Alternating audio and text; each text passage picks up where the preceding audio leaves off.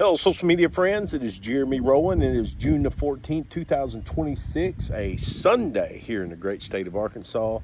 And this is Driveway with Jeremy, where I sit in my $25 dollar store chair and I talk to you about sports and life and what it teaches us. The NBA championship is officially over. Congratulations to all New York Knicks fans. You are NBA champions for this year. 53 years, a long 53 years since you've won one, and as a Cubs fan, I understand the pain that goes through until you win that championship. Personally, no disrespect, but I hope that I die before you win another one, and I'm going to explain to you why, okay? First off, I think that San Antonio should have won that championship because they were up by dozens of points at times, but they just failed to put you all away, okay? Doesn't take away the fact of the hard work and the effort that the New York Knicks team did in order to get back into those games and to win those games. I think what it also showed us, that series, is that Wemby might be one of the dirtiest players in the entire NBA. And because there were several plays where he purposely tried to hurt other Knicks players. One example would be like when Brunson hit the three in his eye, and you could see that he was looking down trying to plant his foot so Brunson's foot would come down on his and hopefully twist his ankle or so forth.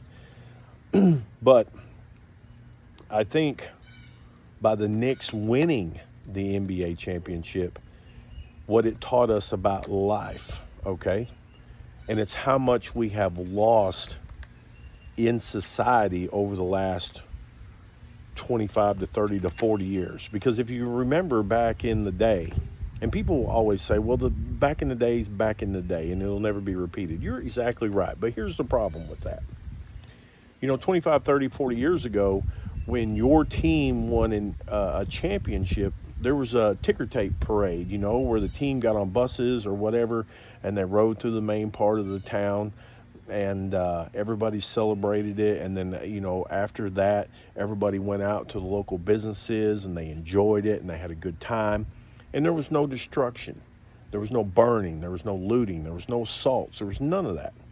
If it was, then it was so minuscule that it didn't make it. But social media has changed so many things in life since it's became available, like what I'm doing now. Normally I would have to call my buddies on the phone and be like, what's up, and talk to them on the phone about it. But last night, by the Knicks winning that, and probably was more downplayed due to the fact that they did not win it in New York. But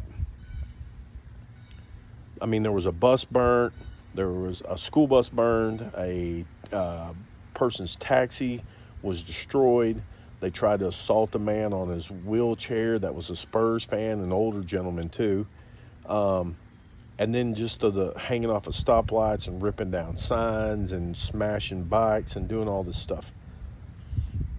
And it's concerning because we have to be able to have sports and teams have championships without there being some sort of destruction to city value and society. I mean, but we see it all the time with sports on how far we have fallen. And hopefully we can find a way to get back to some sort of respectfulness, okay? I mean, there was always been hazing in sports, don't get me wrong, but it seems like now that it's taken such an uptick level, and a lot of it has to do with influencers and social media like I'm doing now. It just spreads so quickly.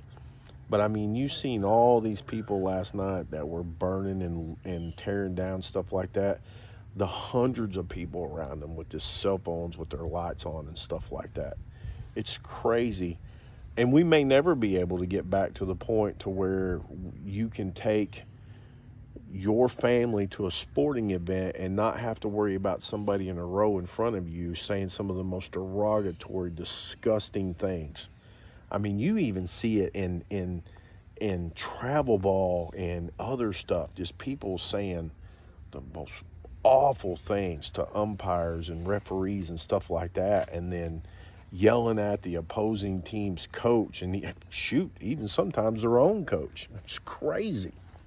It's just crazy how far we have been. And that's what this NBA championship taught me more than anything, is how far we have fallen.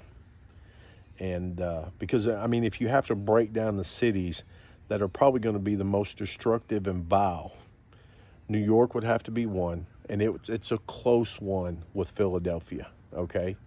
And then the third would have to be Los Angeles, I would think.